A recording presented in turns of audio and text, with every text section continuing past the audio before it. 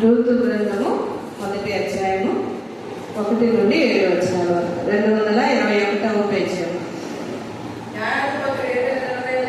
న్యాయాధిపతులు ఏలిన దినముల యందు దేశంలో కరువు కలుగగా యూదా బెత్లెహేము నుండి ఒక మనుష్యుడు తన భార్యను తన 2 కుమారులను వెంట పెట్టుకుని మోయాబు దేశమున కాపురం ఉండుటకు వెళ్ళెను. చదువు.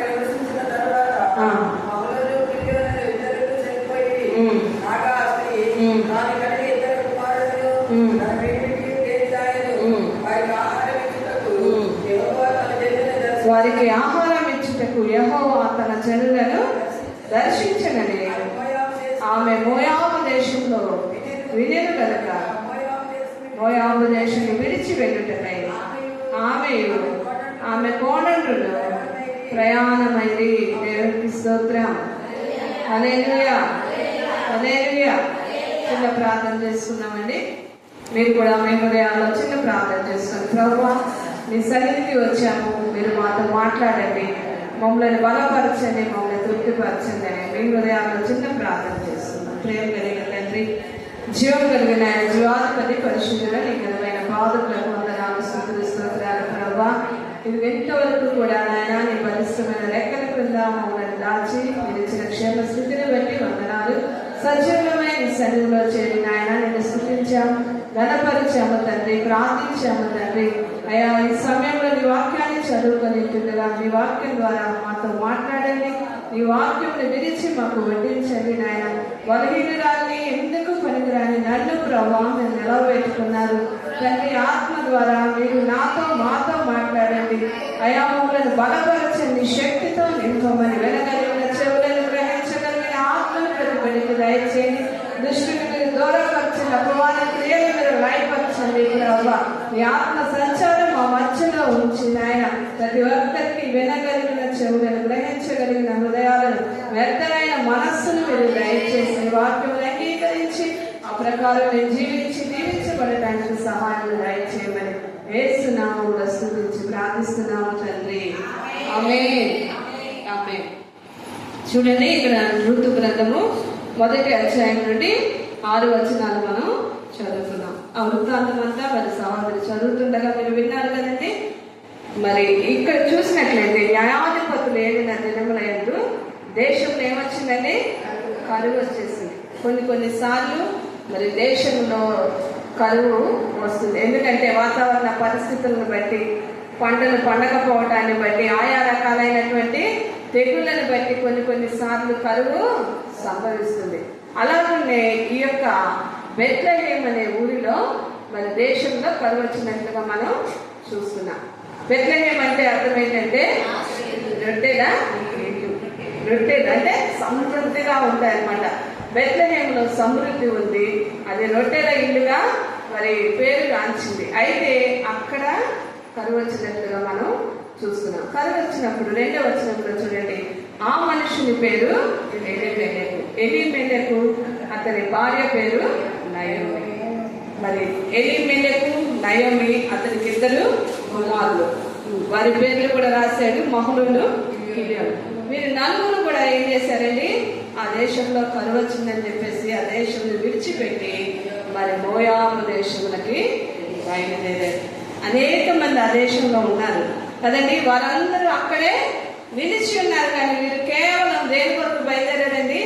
ఆహారం కొరకు బయలుదేరు. బెత్లెహేము అంటే రొట్టెల ఇల్లు, దేవుని యొక్క ప్రసన్నత, దేవుని యొక్క సన్నిధి. దేవుడు ఎక్కడ పుట్టాడండి?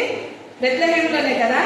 మరి అటువంటి ఆశీర్వదించబడిన ఆ దేశంలో విడిచిపెట్టి మీరు ఎక్కడికి వెళ్తున్నారంటే మోయాబు దేశములకు వెలుచున్నట్లుగా చూస్తున్నాం. మోయాబు అనగా శపితమైనది, శాపగ్రస్తమైనది, అన్య దేశం అని.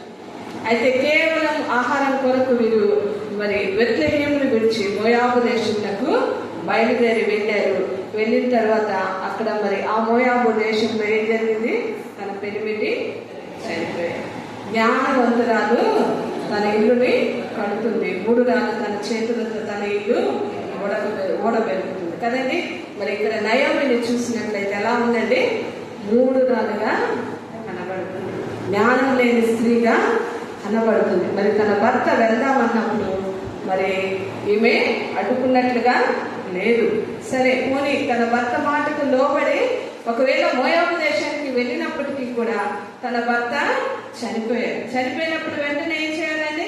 వెనక్కి తిరిగి చూసుకోవాలి. అయ్యో నేను బెత్లెహేము నుండి వచ్చాను కదా, అక్కడ ఉన్నప్పుడు నా పరిస్థితి బాగుంది, మరి నేను ఈ దేశానికి వచ్చి భర్తను కోల్పోయానని ఒక్కసారి మరి వెనక్కి తిరిగి చూసుకున్నట్లయితే తన 2 కుమారుల్ని సంపాదించుకునేదేమో. కానీ జ్ఞానం లేని స్త్రీగా 3 రాలుగా నష్టపోతున్నా కూడా గ్రహించలేని స్థితిలో నయోమిని మనం ఇక్కడ చూస్తున్నాం. అయితే మరి ఇక్కడ కేవలం ఆహారం కొరకు మాత్రమే ఈమె మోయాబు దేశానికి వెళ్ళినట్లుగా మనం చూస్తున్నాం. అదేవిధంగా చూసినట్లయితే కీర్తనల గ్రంథం చూడండి ఒకసారి, 22వ అధ్యాయము 26వ వచనం చూద్దాం. తృప్తి లేని జీవితాన్ని కూడా మరి జీవిస్తున్నట్లుగా దీనులు భోజనము చేసి తృప్తి పొందేది. దేవునికి స్తోత్రం. హల్లెలూయా, హల్లెలూయా. బెత్లెహేములో ఎంతో మంది ఉన్నారు. వారు దొరికిన దానితో, ఉన్న దానితో ఏం చేస్తున్నారండి?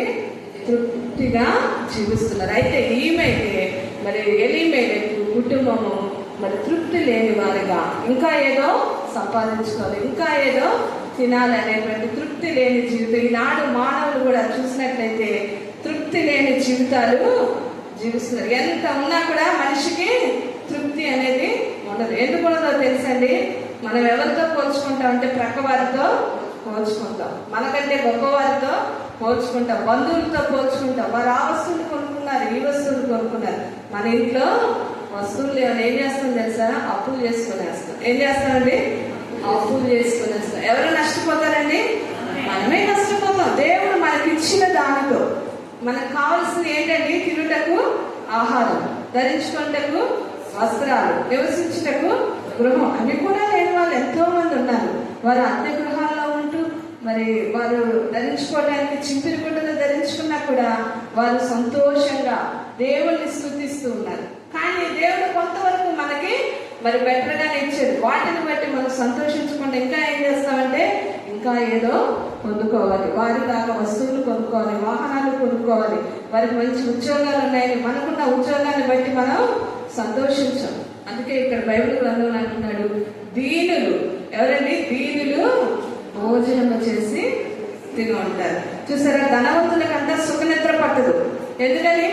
వారి ధనం ఎక్కడెక్కడో పెట్టుకుంటారు కదా, ఆ ధనం ఏమైపోద్దో, ఈ ధనం ఏమైపోద్దో, ఆస్తి ఏమైపోద్దో, దీన్ని ఎవరు ఏం చేస్తారనేది వాళ్ళకి నిద్ర పట్టదు. వారి ధన సమృద్ధి చేత వారికి నిద్ర పట్టదు. అయితే పేదవారు దీనులు ఎలా ఉంటారంట? ఉదయం వెళ్ళి కష్టపడి ఏదో పని చేసుకుంటారు, ఆ వచ్చిన డబ్బులతో చక్కగా వంట చేసుకుంటారు, తిని సంతోషంగా సుఖంగా నిద్రిస్తారు కదా. అందుకే భేదమైన మీరు అన్నాడు ప్రభు. కాబట్టి మన స్థితిని బట్టి ఎప్పుడు కూడా మనం సంతృప్తి లేని వారిగా ఉండకూడదు. తృప్తి కలిగిన జీవితాన్ని మనం ఏ స్థితిలో ఉన్నామో ఆ స్థితిలో మనం ఎలా ఉండాలండి? తృప్తి కలిగి ఉండాలి. ఒకవేళ దేవుడిచ్చిన స్థితి కాకుండా మనం ఇంకేదో కోరుకున్నాం అనుకోండి, మరి నయోమి పరిస్థితి ఏమైనా చూసారా? ఎంతో నష్టపోయింది, కుటుంబాన్నే కోల్పోయినట్లుగా చూస్తున్నాం. అందుకనే దీనులు భోజనం చేసి తృప్తి పొందుతారని ప్రసంగి గ్రంథం 2వ అధ్యాయం 25వ వచనం చూసినట్లయితే చాలా చక్కటి మాట ఉంది అక్కడ. ప్రసంగి గ్రంథం 2వ అధ్యాయం 25వ వచనం. ఆయన సెలవు లేక భోజనము చేసి సంతోషించడం ఎవరికి సాధ్యము? దేవునికి స్తోత్రం. హల్లెలూయా, హల్లెలూయా. మనం భోజనం తిని తృప్తి పొందటం కూడా యెహోవా సెలవు వాళ్ళంటే. మనం ఈ రోజు భోజనం చేసి సంతోషంగా ఉన్నామంటే అది దేవుని కృప. అందరి బట్టి దేవుని స్తుతిద్దాం. హల్లెలూయా, హల్లెలూయా. ఈ కృపలను తలంచుకుంటూ మనం ముందుకు సాగిపోవాలి. కానీ మనకు లేని దాని కొరకు వారిని వీరిని చూసి మనం మన సంతోషాన్ని పాడు చేసుకోకూడదు. మన నష్టంలోనికి వెళ్ళకూడదు అనమాట. మనం ఏం చేయాలంటే ఆత్మ సంబంధమైన వాటి మీద దృష్టి పట్టాలి. చూసారా, శరీర సంబంధమైన సాధకం కొంచెం మట్టుకే ప్రయోజనకరం. ఆహారం ఆయన ఇస్తాడు, ఏది ఇస్తే అది ప్రభా ఈరోజు మీరు ఇచ్చిన ఈ ఆహారాన్ని బట్టి మీకు వందనాలు ఆయన స్తుతించి మనం తీసుకున్నప్పుడు దేవుడు మనల్ని సంతృప్తి లేని వారికి ఎన్ని పదార్థాలు పెట్టినా వారికి తృప్తి ఉండదు. అన్ని తింటచ్చి ఏం బాగుందండి, ఏం బాగలేమంటారు కదా. అలా కాకుండా మన ప్రభుని స్తుతించి ప్రభు ఈ రోజు మీకు ఈ ఆహారం మాకు ఇచ్చారు, మీకు వందనాలు ప్రభు. ఈ ఆహారం లేని వారు ఎంతో మంది ఉన్నారండి. వీధుల్లోకి వెళ్ళి చూడండి, ఎంతమంది ఆహారం లేక హోటళ్ళ దగ్గర, పెళ్లిళ్ళ ఫంక్షన్ల దగ్గర అలమటిస్తున్న దేవుడు ఉన్నారు. వారి కంటే కూడా దేవుడు మనకి చక్కటి ఆహారం ఇచ్చాడని మనం ప్రభుని స్తుతించినప్పుడు ప్రభు మనల్ని సంతృప్తి పరిచేవాడుగా ఉంటున్నాడు. చూడండి, అదే కీర్తనల గ్రంథం 36వ అధ్యాయము 8వ వచనం చూసినట్లయితే మరి దావీదు మహారాజు రాస్తున్నాడు. కీర్తనల గ్రంథం 36వ అధ్యాయము 8వ వచనం, నీ మందిరం యొక్క సమృద్ధి వలన వారు సంతృప్తి నొందుచున్నారు. దేవునికి స్తోత్రం, హల్లెలూయా. దావీదు మహారాజు చెప్తున్నాడండి, మనమేమో శరీర సంబంధమైన వాటి కొరకు ఆలోచిస్తున్నాం కదా. నయోమి ఏం ఆలోచించింది? శరీర సంబంధమైన ఆహారం కొరకు ఆలోచించి మోయాబు దేశం వెళ్ళిపోయింది, అన్ని పోగొట్టుకుంది. కానీ ఇక్కడ దావీదు మహారాజు అంటున్నాడు, నీ మందిరం యొక్క సమృద్ధి వలన వారు సంతృప్తి నొందుచున్నారు. ఇట్టి ఆలోచన మనకి కావాలి. మన మందిరంలో ఏముండాలండి? సమృద్ధి ఉండాలి, సంతోషం ఉండాలి, ఆనందం ఉండాలి. అది చూసినప్పుడు మనం ఏం చేయాలండి? తృప్తి పొందాలి. ఏం పొందాలండి? తృప్తి పొందాలి అన్నాడు. అదే కీర్తన గ్రంథం 63వ అధ్యాయం 5వ వచనంలో దావీదు మహారాజు చెప్తున్న మాటలే ఇవన్నీ. 63:5, ప్రభు మెదడు నాకు దొరికినట్లుగా నా ప్రాణము. చూసారండి, దేన్ని బట్టి? వాక్యమును బట్టి. వాక్యం వినేటప్పుడు, వాక్యం చదివేటప్పుడు ఎలా ఉండాలంటే మనకి ప్రభు మెదడు. అంటే ప్రభు మెదడు అంటే శ్రేష్టమైనటువంటి పార్ట్స్ అన్నమాట. అవి తింటున్నప్పుడు మనకు అబ్బా అనిపిస్తుంది కదండి. చిన్నపిల్లలకి స్వీట్ ఇచ్చామనుకో వాళ్ళు ఎంతో సంతోషంగా తింటారు. అలాగే మనకి వాక్యం చదువుతున్నప్పుడు, వాక్యం వింటున్నప్పుడు మనకి ఎలా ఉండాలి? ప్రభు మెదడు దొరికినట్లుగా మన ప్రాణం తృప్తి పొందాలండి. అటువంటి తృప్తి మనకు కలిగి జీవించాలి.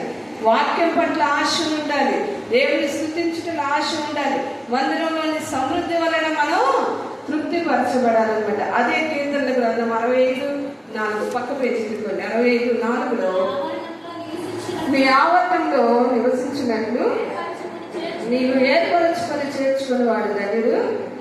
నీ పరిశుద్ధాలయము చేత, నీ మందిరంలోని మేలు చేత దేవునికి స్తోత్రం, హల్లెలూయా, హల్లెలూయా. మందిరంలో ఏముందండి? మేలుంది.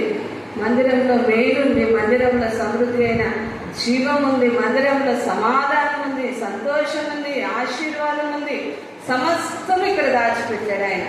కాబట్టి మందిరానికి వచ్చినప్పుడు మనకి ఏం కలుగుతుంది? మేలు కలుగుతుంది.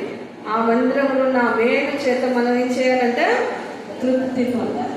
ప్రభువా అటువంటి తృప్తి మాకు కావాలి. ఇటువంటి తృప్తిని మనం సంపాదించుకోవాలండి. దావీదు ఎంత చక్కగా చెప్తున్నాడు కదా, మందిరంలోని సమృద్ధి వలన తృప్తి పొందుతున్నాను, ప్రభు మెదడు దొరికినట్లుగా మరి నా ప్రాణము తృప్తి నందుతుంది అంటున్నాడు. పరిశుద్ధాలయంలోని మందిరములోని మేలు చేత తృప్తి పొందుతున్నాను అంటారు.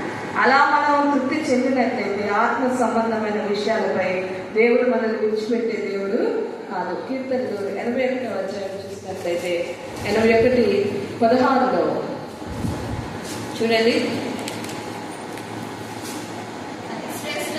అతి శ్రేష్టమైన గోధుమలను అనుగ్రహించి నేను వారిని పోషించుదును, కొండ తేనెతో నేను దేవునికి స్తోత్రం, హల్లెలూయా, హల్లెలూయా. మనం అలాగున వాక్యం వాక్యాన్ని బట్టి మందిరంలోని మేలు చేత, మందిరం యొక్క సమృద్ధి చేత మనం తృప్తి పరచబడుతున్నప్పుడంట దేవుడు మనల్ని ఎలా పోషిస్తాడో చూసారా? అతి శ్రేష్టమైన గోధుమలను అనుగ్రహిస్తాడంట. అనుగ్రహించి మనల్ని పోషిస్తానంటున్నాడు. కొండ తేనెతో తృప్తిపరుస్తానంటున్నాడు. అటువంటి దీవెన మనకు కావాలి కదండి. మనం కోరుకునేది అదే కదా. మన జీవితకాలం అంతా కూడా ఏ లోటు లేకుండా దేవుడు మనల్ని పోషించాలి. ఆనాడు ఇశ్రాయేలు ఆకలి ఉంటే దేవుడు చూసి ఊరకుండా లేదండి. పరలోకము నుండి దేవుడితో తినే ఆహారం మన్నాని కురిపించాడు. ఆయన నమ్మిన బిడ్డలు ఏ ఒక్కరు సిగ్గుపరచబట్టం కానీ, మరి దావీదు భక్తుడు అంటాడు కదా, నేను చిన్నవాడని అయినాను, ఇప్పుడు ముసలివాడనయ్యాను, నీతి మంతుల బిడ్డలు విడువబడుట గాని భిక్ష పెట్టుట గాని నేను దేవునికి స్తోత్రం. ఆయన విడిచిపెట్టడు, మనల్ని ఆకలితో ఆయన ఉంచడు. అతి శ్రేష్టమైన గోధుమలను అనుగ్రహించి పోషిస్తానంటున్నాడు. కొండ తేనెతో తృప్తిపరుస్తా. ఎప్పుడంటే మనం ఆత్మ సంబంధమైన విషయాలపై దృష్టి పెట్టి వాక్యం ద్వారా తృప్తి పొందుతూ, మందిరంలో ఉన్న మేలు చేత తృప్తిపరచబడుతూ, మరి మన పరిశుద్ధాలయంలోని సమృద్ధి వలన మనం తృప్తిపరచబడుతూ, వాటి అందు మనం ఆశ కలిగి ఉన్నప్పుడంట దేవుడు మనల్ని పోషిస్తానంటున్నాడు, తృప్తిపరుస్తానంటున్నాడు. చూడండి, అదే రీతిగా మోషే ప్రార్థిస్తున్నాడు. కీర్తనల గ్రంథం 90వ అధ్యాయము 14వ వచనాన్ని చూద్దాం. 90:14 90వ అధ్యాయం 14వ వచనం. ఉదయమున నీ కృపతో మమ్మను తృప్తిపరచుము, అప్పుడు మేము మా దినములన్నీ ఉత్సహించి సంతోషించదము. దేవునికి స్తోత్రం. హల్లెలూయా, హల్లెలూయా. చూసారా, మోషే ఏమని ప్రార్థిస్తున్నాడు? నీ కృపతో తృప్తిపరిచేయ మమ్మల్ని, నీ కృప మాకు కావాలి. ఎప్పుడు? ఉదయమే లేచి ఆయన కృప కొరకు మనం కనిపెట్టాలి. అంతేగాని ఏమి తిందుమో, ఏమి త్రాగుదుమో, ఏమి ధరించుకుందామో అని వీటి గురించి మనం చింతించాల్సిన అవసరం లేదు. ఆలోచించాలి, ఏమి వండుకోవాలి, ఏం చేసుకోవాలి, ఆలోచన కలిగి ఉండాలి, కానీ చింతించాల్సిన అవసరం లేదు. ఉదయం నా నీ కృపతో మమ్మను తృప్తిపరచమని మోషే భక్తుడు ప్రార్థన చేస్తున్నట్లుగా చూస్తున్నాం.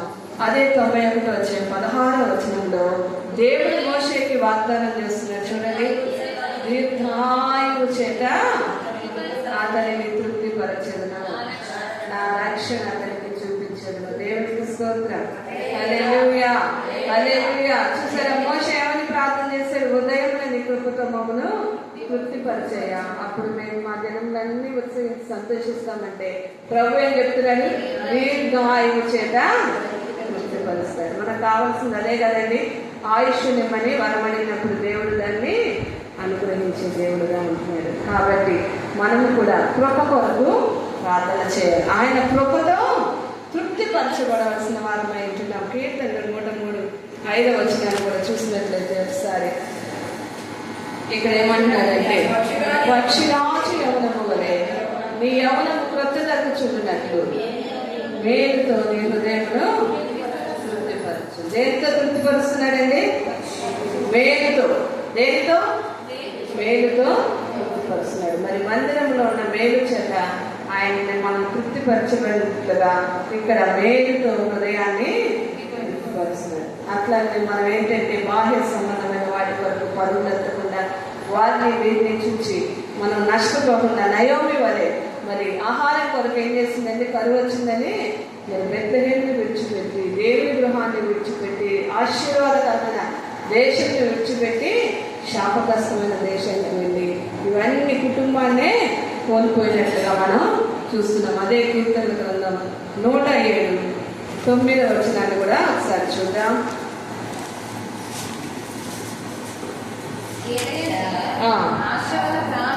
ఆశగల ప్రాణమును ఆయన తృప్తిపరిచి ఉన్నాడు. దేవునికి స్తోత్రం.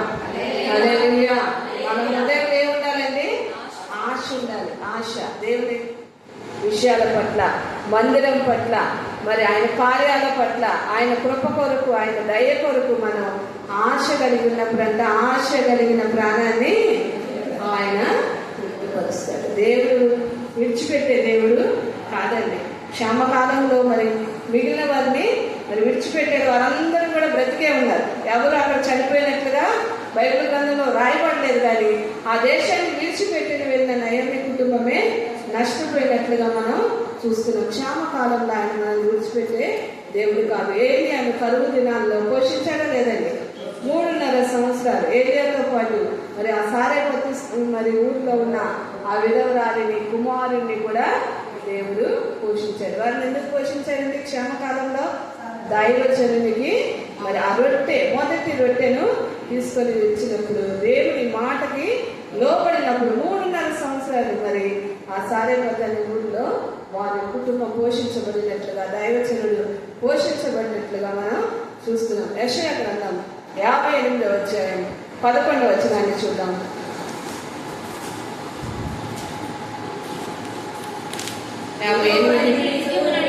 యెహోవా నిన్ను నిత్యము నడిపించును, క్షామకాలమున ఆయన నిన్ను తృప్తిపరచి నీ ఎముకలను బలపరచును. దేవునికి స్తోత్రం. హల్లెలూయా, హల్లెలూయా. చూసారా? క్షామకాలమున అంటే కరువు కాలంలో ఆయన మనల్ని ఏం చేస్తాడంటండి? తృప్తిపరుస్తాడంటే. విశ్వాసం ఉంచాలంటే మనం ఏం చేయాలండి? విశ్వాసం ఉంచాలి. మనం కలిగి ఉన్న వాటితో, పత్రికల్లో రాస్తూ పౌలు అంటాడు, మీకు కలిగి ఉన్న వాటితో తృప్తి కలిగి ఉండాలంటున్నాడు. క్షామ కాలంలో, కరువు కాలంలో ఆయన మనల్ని తృప్తిపరిచంట మన ఎముకలను ఏం చేస్తాడండి? బలపరుస్తాడు. ఆరోగ్యాన్ని మనకి ఇస్తాడు, ఆయుష్ని మనకి ఇస్తాడు. అంత మాత్రమే ఇంకా ఏ విషయాలు తృప్తి కలిగి ఉండాలంటే ఇర్మియా గ్రంథం 31:14 వచనాన్ని చూద్దాం. 31:14. నా జనులు నా ఉపకారములను తెలుసుకొని తృప్తి నొందుదురు అంటున్నాడు. ఎవరంటే ప్రభుతో యాజకులను సంతోషపరచగలను. నా జనులు నా ఉపకారములను తెలుసుకొని తృప్తి నొందుతారంట. మనం ఏ విషయాల్లో తృప్తి పొందాలండి? దేవుని కార్యాలను మనం తెలుసుకొని, ఆయన చేసిన ఉపకారములను తెలుసుకొని, ఆయన చేసిన మేలను తెలుసుకొని వాటిని బట్టి మనం ఏం చేయాలి? తృప్తి పొందాలి. ప్రభువా, నా జీవితంలో ఎన్ని కార్యాలు మీరు జరిగించారు, ఎన్నోసార్లు చనిపోవలసిన నన్ను మీరు బ్రతికించారు, ఎన్నోసార్లు మరి నా బిడ్డల విషయంలో మీరు కార్యాలు చేశారు. మేము ఈ రోజు ఈ స్థితిలో ఉన్నామంటే అది కేవలం మీ కృపను ఆయన అని చెప్పేసి, ఆయన కృపను బట్టి ఆయన్ని మనం స్తుతించినప్పుడంట వాటిని బట్టి మనం తృప్తిపరచబడాలి. అంత మాత్రమే కాదు, మత్తయి సువార్త 5వ అధ్యాయం 6వ వచనంలో అన్నాడు చూడండి, నీతి కొరకు ఆకలి దప్పులు గలవారు ధన్యులు, వారు తృప్తిపరచబడతారు. దేని కొరకు ఆకలి దప్పులు కావాలి? మనకి శరీర సంబంధమైన ఆహారం కొరకు మనం ప్రయాసపడక్కర్లేదండి, ప్రాకులాడక్కర్లేదు. దేవుడే దాన్ని అనుగ్రహిస్తాడు కదా. మనకు వాగ్దానం చేశాడు, మొదట నా నీతిని నా రాజ్యమును వెలుగుడి, అప్పుడు అవన్నీ మీకు ఆకాశ పక్షులు చూడండి, అవి వెత్తవు, కోయవు, కొట్లలో కూర్చున్నావు, మీ పరలోకపు తండ్రి వాటిని పోషిస్తాడు. ఆయన పోషిస్తాడండి, ఆయన పోషిస్తాడు, తప్పకుండా ఆయన పోషిస్తాడు. కనుక మనం ఏం చేయాలంటే మొదట ఆయన నీతిని, ఆయన రాజ్యమును వెళుతున్నట్లయితే అప్పుడు అవన్నీ కూడా ఆయన మనకి అనుగ్రహించే దేవుడుగా ఉంటాడు. కాబట్టి మన ఆత్మ సంబంధమైన విషయాలలో, వాక్యం కొరకు, ప్రార్థన విషయంలో, స్తుతించే విషయంలో, దేవుడు చేసిన ఉపకారాలను బట్టి ఆయన స్తుతించే విషయంలో, మందిరంలో ఉన్న సమృద్ధి చేత, మేలు చేత మనం తృప్తిపరచాలి. మరి క్రొవ్విన దూడలు గంతులు వేయనట్టు మనం గంతులు వేయాలంటే ఆత్మ సంబంధమైన విషయాలపై మనం దృష్టి పెట్టాలి. ఇక్కడ చూసినట్లయితే నయోమి మరి ఆ బెత్లెహేమును విడిచింది. ఎక్కడికి వెళ్ళిందండి? మోయాబు దేశానికి వెళ్ళినట్లుగా చూస్తున్నాం. చూడండి, మళ్ళా వద్దాం. ఋతు గ్రంథము 1వ అధ్యాయం 21వ వచనానికి వచ్చినట్లయితే, నేను సమృద్ధి గల దానై వెళ్తిని, యెహోవా నన్ను రెక్కుదానిగా. యెహోవా చేశాడండి, ఆమె చేసుకుందా? నయోమియే చేసుకుంది. మరి అబీమెలెకు నాబాలుని మనం మరి గత కాలంలో ధ్యానం చేసాం కదా. దావీదు విషయంలో అబీమెలెకు ఎంతో మరి పౌరుషంగా మాట్లాడినప్పుడు, మరి వ్యతిరేకంగా మాట్లాడినప్పుడు దావీదు నాబాల్ని చంపాలనుకున్నప్పుడు అబీగైలు ఎంతో జ్ఞానంగా మరి దావీదును ఎదుర్కొని తన భర్త పాపమును తప్పును నా తప్పుగా మీరు భావించి క్షమించమని సుబుద్ధి గలదై, మరి ఆ సుబుద్ధి కలిగిన స్త్రీగా మనం ధ్యానం చేసాం, మీకు గుర్తుందో లేదో. అయితే అబీగైలు తన భర్త ప్రాణం ఏం చేసిందండి? కాపాడుతుంది కదా. జ్ఞానం కలిగిన స్త్రీగా మనం ఇక్కడ అబీగైల్ని చూస్తున్నాం. అయితే ఇక్కడ నయోమిని చూసినట్లయితే 3 రాలుగా తన ఇంటిని మొత్తాన్ని కూడా వెలికి వేసుకుంది. తన భర్త ప్రాణం పోగొట్టుకుంది, బిడల ప్రాణం పోగొట్టుకున్నట్లుగా చూస్తున్నాం. మరి ఏమంటుందంటే, నేను సమృద్ధి గలదాన్ని వెళ్ళితేనే, చూసారా, ఒప్పుకుంది, సమృద్ధితోనే వెళ్ళింది కదండి, కానీ మరి రిక్తురాలిగా తిరిగి వచ్చినట్లుగా చూస్తున్నాం. హల్లెలూయా.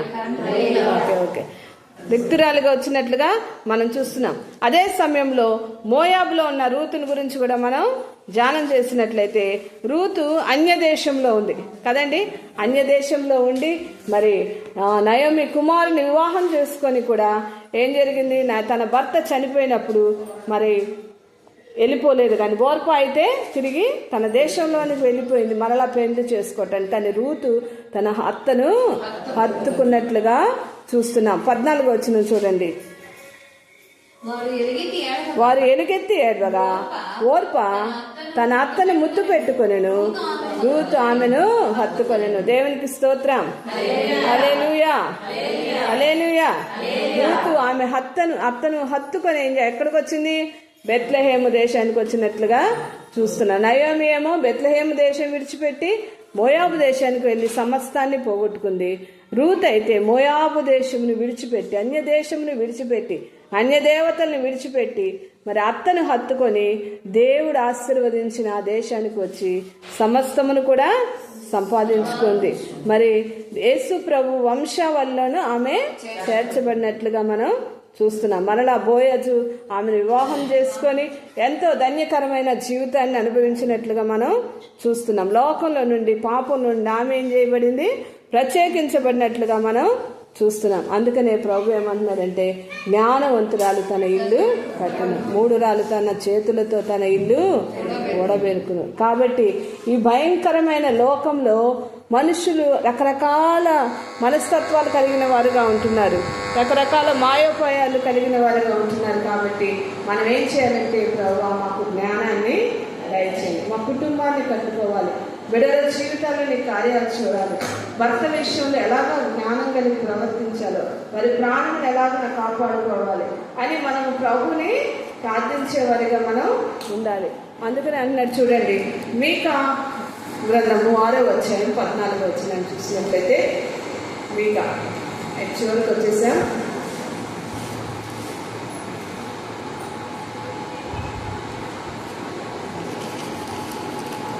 పేజ్ అమ్మా 767 6:14. నీవు భోజనము చేసినను నీకు తృప్తి కానేరదు, నీవెప్పుడు పస్తుగానే ఉండువు, నీవేమైనా తీసుకొని పోయినను అది నీకుండదు, నీవు భద్రము చేసుకొని పోవు దానిని దోపుడు నేను అప్పుడుతున్నాడు. ఈ మాటలు ఎవరితో చెప్తున్నాడు తెలుసండి? 9వ వచనం చూడండి, ఆలకించుడి, యెహోవా పట్టణమునకు ప్రకటన చేయుచున్నాడు, జ్ఞానము గలవాడు మీ నామమును లక్ష్యపెట్టును, శిక్షను గురించిన వార్తను, శిక్షను నిర్ణయించిన వారిని గురించిన వార్తను ఆలోచించుడి. ఈ మాటలన్నీ ఎవరికి చెప్తున్నాడండి? నీవు భోజనము చేసినా తృప్తి కలగదంటున్నాడు. ఎవరికంటే మరి జ్ఞానము లేని వారికి. జ్ఞానం గలవాడంట ఆయన నామాన్ని లక్ష్య పెడతాడు, ఆయన మాటలు లక్ష్య పెడతాడు, ఆయన వాక్యాన్ని లక్ష్య పెడతాడు. మరి ఆయన మందిరంకి వచ్చే విషయంలో మరి లక్ష్యం కలిగి అన్ని విషయాల్లో కూడా భయంతో వణుకుతో మరి మనకిచ్చిన రక్షణను కాపాడుకుంటూ లక్ష్య పెట్టేవారిగా ఉంటారు. అయితే శిక్షను కూర్చిన వార్తను, శిక్షను నిర్ణయించిన వారిని కూర్చిన వార్త అన్నమాట. అంటే శిక్షలోనికి వెళ్ళే వారి పరిస్థితి ఎలా ఉంటుందంట? వారు భోజనం చేసిన తృప్తిగా ఉంటుందంట, ఎప్పుడు పస్తుగానే ఉంటామంటున్నాడు, ఏమైనా తీసుకెళ్ళిపోయినా అది ఉండదంట, భద్రం చేసుకున్న దాన్ని కూడా లోకుడికి అప్పగిస్తానంటున్నాడు. చూసారా, మనం ఏ స్థితిలో ఉన్నామో మనల్ని మనం పరిశీలన చేసుకోవాలి. జ్ఞానం కలిగిన వాడైతే ఆయన నామమును లక్ష్య పెడతాడు. కాబట్టి జ్ఞానం కలిగిన వారిగా మనం ఉన్నప్పుడు మన సమస్తములకు కూడా ఆయన కాపుదల ఉంటుంది, ఆయన భద్రత ఉంటుంది. అంతేగాని జ్ఞానహీనులుగా ఉండి మరి చిన్న చిన్న వాటి కొరకు, నశించిపోయే వాటి కొరకు, వ్యర్థమైన వాటి కొరకు, ఏదో పేరు ప్రఖ్యాతుల కొరకు మనం పరుగులెత్తామనుకోండి, సమస్తములు కూడా కోల్పోవలసిన పరిస్థితి వస్తుంది. అటువంటి ఉగ్రత మనకి రాకుండా ఉండాలంటే జ్ఞానం కలిగి ప్రవర్తించడం నేర్పించమని ప్రార్థన చేయాలి. రూతు వేదికగా మోయాబు దేశాన్ని విడిచి బెత్లెహేముకు వచ్చి దీవించబడిందో, మరి అబీగైలు కూడా మరి దావీదును ఎదుర్కొని తన భర్త ప్రాణాలను కాపాడుకుంది. అటువంటి జ్ఞానం మనకి కావాలి. చివరిగా లూకాసు వార్త 8వ అధ్యాయం 15వ వచనాన్ని చూద్దాం.